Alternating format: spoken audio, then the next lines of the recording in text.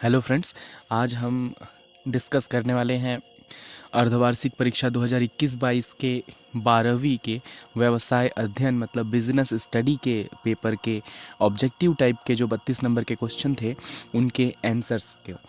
तो आइए हम डिस्कशन शुरू करते हैं। इसमें मैं आपको बताने वाला हूँ 32 ऑब्जेक्टिव के सही आंसर्स।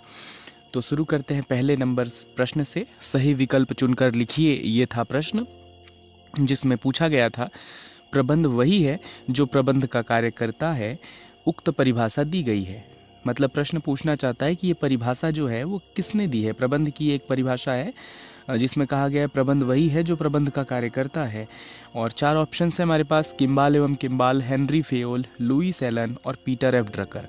तो सही आंसर है लुईस एलन। यहाँ थोड़ा सा मिसप्रिंट था, आप ध्यान देंगे, लुईस मेलन छप गया था, वो लुईस एलन होता है। ठीक है, तो सही आंसर हो जाएगा स नंबर, लुईस एलन। सेकेंड वाला देखिए, समय अध्ययन का संबंध है। समय अध्ययन का संबंध है ये प्रबंध के सिद्धांतों के अंतर्गत पढ़ाया गया है, प्रबंध के सिद्धांत पाठ से है।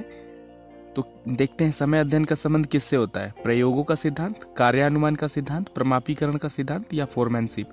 तो समय अध्ययन का संबंध जो है वो फोरमैनशिप से होता है। ठीक है, तो ये भी दूसरे नंबर का भी उत्तर आप समझ गए होंगे। तीसरे नंबर पर अब चलेंगे हम लोग। तीसरे नंबर विकल्प की ओर ध्यान देते हैं। निम्नलिखित का योजना से संबंध नहीं है। मतलब इसमें से कौन सा ऐसा है जिसका संबंध योजना से नहीं है। प्रश्न को पहले समझना बहुत ज़रूरी होता है। कई बार इस नहीं को हम मिस कर जाते हैं और जल्दबाजी में हम परीक्षा में कौन सा है सोचकर उत्तर ढूंढने लग जाते हैं। तो ध्यान रखना है, हमसे पूछ रहा है निम्नलिखित का योजना से संबंध नहीं है, मतलब चारों में से ऐसा कौन सा है जिसका संबंध योजना से नहीं होता। बाकी 3 का संबंध योजना से होता है। ठीक है, देखते हैं ऑप्शंस। बजट, कार्यक्रम और कार्यविधि, ये तीनों अगर बात करें ना, बजट, कार्यविधि और कार्यक्रम, इस तीनों योजना से संबंधित होते हैं, प्लानिंग से संबंधित होता है। उस योजना पाठ में हमने, नियोजन पाठ में हमने इसे पढ़ा हुआ है। लेकिन अभिप्रेरणा ये एक अलग चीज़ है, अलग काम है, प्रबंध का एक अलग कार्य है अभिप्रेरणा। जबकि बजट, कार्यविधि और कार्यक्रम ये प्रबंध के जो एक प्रमुख कार्य होता है नियोजन, उसके अंतर्गत आता है बजट, कार्यविधि और कार्यक्रम। तो ये तीनों का संबंध तो नियोजन से है, मतलब योजना से है। जबकि अभिप्रेरणा का संबंध नियोजन से नहीं है, ये एक अलग ही काम है। जैसे कि नियोजन, संगठन, नियुक्तियां, ऐसा एक अभिप्रेरणा अलग से काम होता है। तो द हमारा उत्तर हो जाएगा क्योंकि बाकी तीनों का संबंध है। चौथा प्रश्न देखें, दीर्घकालीन कोष से दीर्घकालीन कोष में होगा। यहाँ पर भी थोड़ा सा मिसप्रिंट है, दीर्घकालीन कोष में सम्मिलित नहीं है, इसमें भी नहीं पूछ रहा है। ठीक है, तो इस पेपर में कुछ मिसप्रिंट नज़र आ रहे हैं तो उसको ध्यान रखेंगे आप, नहीं तो समझने में दिक्कत आ सकती है। दीर्घकालीन कोष में सम्मिलित नहीं है।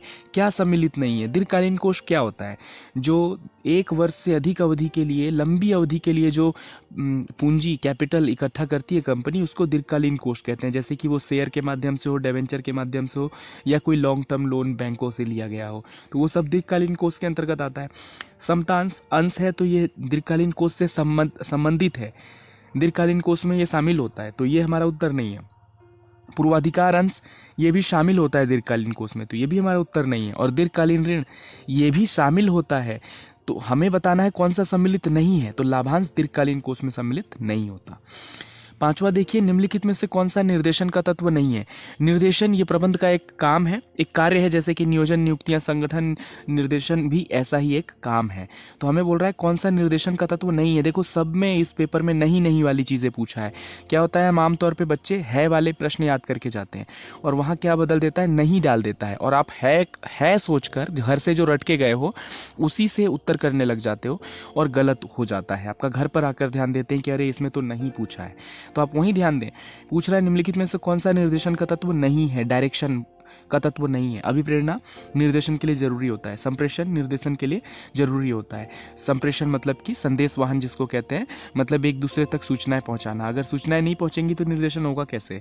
अभिप्रेरणा जरूरी होता है, पर्यवेक्षण जरूरी होता है डायरेक्शन करने के लिए। हस्तांतरण की कोई आवश्यकता नहीं होती, तो हस्तांतरण स नंबर हमारा सही उत्तर हो जाएगा। कर्मचारी का चयन किया जाता है व्यक्तित्व का परीक्षण करके, बुद्धि का परीक्षण करके, रुझान का परीक्षण करके, या सभी का परीक्षण करके। तो सभी कर्मचारियों को चुनने से पहले भाई हम कोई कर्मचारी सेलेक्ट करेंगे तो तीनों चीज़ें देखेंगे ना, सिर्फ एक थोड़ी ना देखेंगे। सिर्फ बुद्धि, व्यक्तित्व और रुझान किसी एक को नहीं बल्कि तीनों को देखेंगे। तो इसलिए उत्तर हो जाएगा द नंबर, उपयुक्त सभी। सीधे चलते हैं अब रिक्त स्थान की ओर। रिक्त स्थान जो क्वेश्चन नंबर 2 में था, नियोजन प्रबंध का खाली स्थान कार्य है, ऐसा आया था। देखिए मैंने आंसर पेंसिल से लिखा है। यदि आपको देखने में परेशानी हो, स्पष्ट दिखाई न दे रहा हो, तो आप इसे सुनकर अपनी कॉपी में नोट कर सकते हैं। ठीक है, मैंने पेंसिल से इसलिए लिखा है ताकि पेपर में बहुत अधिक स्याही की वजह से प्रॉब्लम ना हो, ये पेपर स्वच्छ रहे, साफ रहे। तो नियोजन प्रबंध का प्राथमिक कार्य है। ठीक है, आप याद रखेंगे, पहले नंबर का उत्तर है नियोजन प्रबंध का प्राथमिक कार्य। खाली स्थान में हमें क्या भरना होगा? प्राथमिक भरना होगा। आप और दूसरे वाले की बात करते हैं, प्रबंध के खाली स्थान स्तर होते हैं। कितने स्तर होते हैं? 3 स्तर होते हैं। तो सही उत्तर हो जाएगा 3। दीर्घकालीन वित्त नियोजन, दीर्घकालीन वित्त नियोजन जो है वो 5 वर्षों के लिए किया जाता है। आप 1 वर्ष नहीं भरते, ज़्यादातर बच्चे 1 वर्ष भर देंगे, तो यहाँ 5 वर्ष आएगा। दीर्घकालीन वित्त नियोजन मतलब 5 वर्ष या अधिक के लिए होता है, तो यहाँ पर 5 भरना था। चौथा वाला जो हो जाएगा घ नंबर, चालू संपत्तियों का योग खाली स्थान पूंजी कहलाती है, कार्यशील पूंजी। चालू संपत्तियां जो होती है ना, वो कार्यशील पूंजी कहलाती है। तो यहाँ खाली स्थान में आपको कार्यशील भरना है, पूंजी तो ऑलरेडी यहाँ दे रखा है। तो चालू संपत्तियों का योग खाली स्थान पूंजी कहलाती है, तो कार्यशील पूंजी कहलाती है। यहाँ मैंने लिखा हुआ है, आप सुन भी पा रहे होंगे तो इसे नोट कर सकते हैं। अंगा नंबर देखिए, वास्तविक प्रगति एवं खाली स्थान के अंतर को विचलन कहते हैं। तो वास्तविक प्रगति और प्रमाप के अंतर को विचलन कहते हैं। तो प्रमाप इसका उत्तर है। ठीक है, प्रमाप उत्तर है अंगा नंबर का। और अगर ऐसे बात करें तो 5वें नंबर का प्रमाप। और च नंबर मतलब 6वां नंबर, पदोन्नति खाली स्थान अभिप्रेरण का प्रकार है गैर वित्तीय अभिप्रेरण। 2 प्रकार के अभिप्रेरण होते हैं। अभिप्रेरणाएं 2 तरह की होती है, वित्तीय अभिप्रेरणा और गैर वित्तीय अभिप्रेरणा। तो यहाँ पर उत्तर होगा गैर वित्तीय अभिप्रेरणा। पदोन्नति मतलब कोई पैसे डायरेक्ट फाइनेंशियल फ़ायदा नहीं पहुँचा रहे हैं ना, हम किसी को पैसे नहीं दे रहे डायरेक्टली। तो पदोन्नति जो होता है वो गैर वित्तीय अभिप्रेरणा का प्रकार होता है। आगे बढ़ते हैं हम लोग दूसरे पेज पर, जो हमें दिया हुआ है सही जोड़ी। एक और खाली स्थान है, सही जोड़ी से पहले एक और खाली स्थान है। तो इस एक और खाली स्थान के उत्तर को आप सबसे पहले देख लें। एक और खाली स्थान 6 नंबर में बोल रहा है, डेविस के अनुसार, डेविस ये एक प्रोफेसर का नाम है। तो डेविस के अनुसार संगठन मूलतः किसका एक समूह है? व्यक्तियों का समूह है। ये तो ईजी सा था, समूह किसका होगा? व्यक्तियों का ही होगा। तो आपने व्यक्तियों का ही लिखा होगा पेपर में।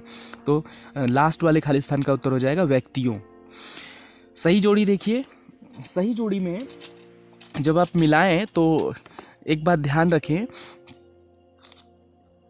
कि आपको उत्तर जब आप कॉपी में लिखते हो ना, तो इस तरह से लाइनों से नहीं मिलाना है। मैंने यहाँ पर लाइनों से मिलाया हुआ है, लेकिन आप क्या करें, आप आमने सामने उत्तर को लिखें, है ना।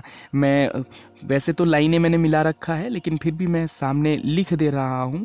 अगर लाइनों को आपको देखने में दिक्कत हो तो क नंबर का उत्तर, वित्तीय प्रबंध का उत्तर जो है, वित्तीय प्रबंध सामान्य प्रबंध का एक भाग होता है। ये दूसरा वाला इसका उत्तर होगा, क का दूसरा।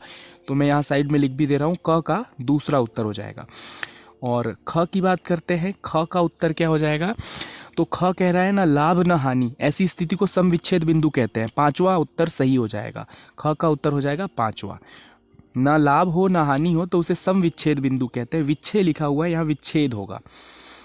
तीसरा मानक लागत लेखांकन। मानक लागत लेखांकन जो है वो लागत लेखांकन का एक भाग होता है। तो इसका उत्तर हो जाएगा चौथा। ये तो आपने सही भी किया होगा। घ नंबर का उत्तर देखिए, घ विभागीय संरचना उत्पादों पर आधारित होता है। ठीक है, विभागीय संरचना जो है वो उत्पादों पर आधारित होता है। तो इसका उत्तर हो जाएगा 6वां। कार्यात्मक संरचना ये प्रभावपूर्ण नियंत्रण से संबंधित होता है। प्रभावपूर्ण संरचना, तो अंगा नंबर का उत्तर जो हो जाएगा वो हो जाएगा 3रा। च नंबर का उत्तर देखिए, पूर्वानुमान एक ही बचा हुआ है। तो बजट को ही पूर्वानुमान कहते हैं, या बजट जो है वो एक पूर्वानुमान होता है भविष्य का। तो ये मैंने साइड में यहाँ लिखा हुआ है, देखिए। इस तरह से आप आमने सामने लिखकर सही जोड़ी को मिलाएंगे। वित्तीय प्रबंध सामान्य प्रबंध का एक भाग, न लाभ न हानि, सम विच्छेद बिंदु, मानक लागत लेखांकन का एक भाग होता है। विभागीय संरचना उत्पादों पर आधारित होती है। कार्यात्मक संरचना प्रभावपूर्ण नियंत्रण से संबंधित है। और पूर्वानुमान बजट को कहते हैं। अब आते हैं एक शब्द के उत्तर पर। प्रश्न नंबर 4, निम्नलिखित का एक वाक्य में उत्तर दीजिए। आप इसे अगर स्पष्ट नहीं देख पा रहे होंगे, पेंसिल से मैंने उत्तर लिखा हुआ है, तो आप ध्यान से सुनकर अपनी कॉपी में नोट करेंगे। अधीनस्थ को कार्य सौंपने को क्या कहते हैं? अधीनस्थ को कार्य सौंपने को क्या कहते हैं? अधिकार अंतरण कहते हैं। मतलब अपने से नीचे काम करने वाले कर्मचारी को अगर हम कोई काम सौंपते हैं तो उसको अधिकार अंतरण कहते हैं। ठीक, एक शब्द या वाक्य में उत्तर देना था तो हम कहेंगे कि अधीनस्थ को कार्य सौंपने को अधिकार अंतरण कहा जाता है। देखिए एक वाक्य में उत्तर मांग रहा है, एक शब्द में नहीं, तो सिर्फ इतना लिख कर ना छोड़ें। मैंने उत्तर लिखा हुआ है, लेकिन उत्तर बचपन से हमें सिखाया गया कैसे लिखते हैं। आप ऐसे शुरू करोगे उत्तर, अधीनस्थ को कार्य सौंपने को क्या की जगह पर आप ये उत्तर डाल दें, अधिकार अंतरण कहते हैं। उत्तर तो एक ही शब्द है, लेकिन उसको एक व्यवस्थित रूप से लिखना पड़ेगा ना, तो आपका उत्तर ऐसे हो जाएगा कि अधीनस्थ को कार्य सौंपने को अधिकार अंतरण कहते हैं। ख नंबर है वैश्वीकरण क्या है। वैश्वीकरण ग्लोबलाइजेशन इंग्लिश में कहते हैं। इसका मतलब क्या होता है, सुन लें ध्यान से। व्यापार में भौगोलिक प्रतिबंधों का न होना। तो हम कह सकते हैं कि जब व्यापार में भौगोलिक प्रतिबंधों को समाप्त कर दिया जाता है तो इसे वैश्वीकरण कहते हैं। या इसे ऐसे भी, इस लाइन को और इस तरीके से लिखा जा सकता है कि जब संपूर्ण विश्व एक बाजार का रूप ले लेता है तो इसे वैश्वीकरण कहते हैं। ठीक, तो आप दोनों में से कोई भी एक लाइन उत्तर लिख सकते हैं। ग नंबर हो जाएगा भारत में अपनाई जाने वाली आर्थिक प्रणाली का नाम क्या है। तो भारत में अपनाई जाने वाली आर्थिक प्रणाली जो है मिश्रित आर्थिक प्रणाली कहलाती है। आपको पता है कि पूंजीवादी, समाजवादी और मिश्रित 3 प्रकार की अर्थव्यवस्थाएं होती है, तो उसमें से भारत में मिश्रित अर्थव्यवस्था अपनाई जाती है। तो हमारा उत्तर हो जाएगा भारत में अपनाई जाने वाली आर्थिक प्रणाली का नाम मिश्रित आर्थिक प्रणाली है। ऐसे आपको पूरा उत्तर लिखना है, सिर्फ मिश्रित आर्थिक प्रणाली लिखकर नहीं छोड़ना है, क्योंकि एक वाक्य में उत्तर बोल रहा है। घ नंबर है प्रबंध के सिद्धांत कहाँ कहाँ लागू होते हैं। तो सभी प्रकार के संगठनों पर लागू होते हैं, इसका उत्तर है। तो पूरी लाइन क्या बनेगी कि प्रबंध के सिद्धांत सभी प्रकार के संगठनों पर लागू होते हैं, चाहे वो लाभ कमाने वाली संस्था हो, संगठन हो, या लाभ न कमाने वाली संस्था हो, किसी भी प्रकार का हो, वित्तीय संगठन हो या गैर वित्तीय संगठन हो। तो हम एक साथ लिखेंगे कि सभी प्रकार के संगठनों पर लागू होती है। अंगा नंबर विभेदात्मक मजदूरी पद्धति का प्रतिपादन किसने किया था। तो विभेदात्मक मजदूरी पद्धति का प्रतिपादन हेनरी फियोल ने किया था। ये एक लाइन उत्तर हो जाएगा। एक वाक्य में उत्तर देना है तो फिर से सुन ले उत्तर। विभेदात्मक मजदूरी पद्धति का प्रतिपादन हेनरी फियोल ने किया था। मैंने मेन उत्तर ही सामने लिखा हुआ है, आपको पूरी लाइन लिखनी है। 6 नंबर व्यवसाय जिसमें विशिष्ट ज्ञान की आवश्यकता होती है उसे पेशा कहते हैं। ठीक। 6 नंबर विपणन प्रबंध का कौन सा स्तर है, मध्य स्तरीय प्रबंध है। तो हमारा उत्तर होगा विपणन प्रबंध का मध्य स्तरीय प्रबंध है। उम्मीद है ये एक शब्द वाक्य वाले उत्तर आपको समझ आ गए होंगे। अब आगे बढ़ते हैं और देखते हैं प्रश्न नंबर 5, ऑब्जेक्टिव का अंतिम प्रश्न। सत्य असत्य बताना था, बहुत इजी है। प्रबंध के सिद्धांत गतिशील नहीं होते, तो ये असत्य है, क्योंकि प्रबंध के सिद्धांत गतिशील होते हैं। तो मैंने क्रॉस किया हुआ है, मतलब असत्य है। पूंजी व्यवसाय का जीवन रक्त है, ये सही बात है। पूंजी को कहीं कहीं पूंजी नहीं लिखकर रोकड़ बोलता है, तो ये जीवन रक्त होता है, सही बात है, सत्य है। ग नंबर पूंजी संरचना का आशय स्थायी पूंजी से है, ये भी सच है, सत्य है। निर्देशन अभिप्रेरणा का एक तत्व है, ये गलत है। ये क्यों गलत है, इसमें आप कंफ्यूज हो सकते हैं, या कई कुछ लोग आपको कंफ्यूज कर सकते हैं। टीचर्स भी हो सकता है कई बार कंफ्यूज हो जाएं। ये थोड़ा सा चालाकी से प्रश्न दिया गया है। एक्चुअली क्या है, यहाँ लिखा है निर्देशन अभिप्रेरणा का एक तत्व है, जबकि ऐसा नहीं है। अभिप्रेरणा निर्देशन का एक तत्व है, यहाँ उल्टा दे दिया गया है। एक्चुअल क्या है, सही नियम क्या है, अभिप्रेरणा निर्देशन का एक तत्व है। ऐसा लिखा होता तो हम उसे सत्य मानते, लेकिन ये उल्टा लिखा है निर्देशन अभिप्रेरणा का एक तत्व है, तो ये गलत हो गया। ठीक, समझ गए होंगे उम्मीद है आपको। ये असत्य है। अभिप्रेरणा निर्देशन का तत्व होता है, निर्देशन अभिप्रेरणा का तत्व नहीं होता, तो ये असत्य हो जाएगा।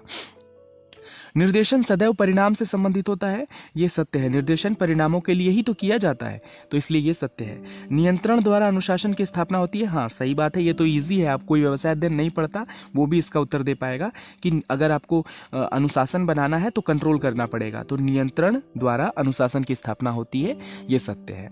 तो ये थे 32 नंबर के ऑब्जेक्टिव के आंसर्स, मैंने आपको सभी के उत्तर बताए।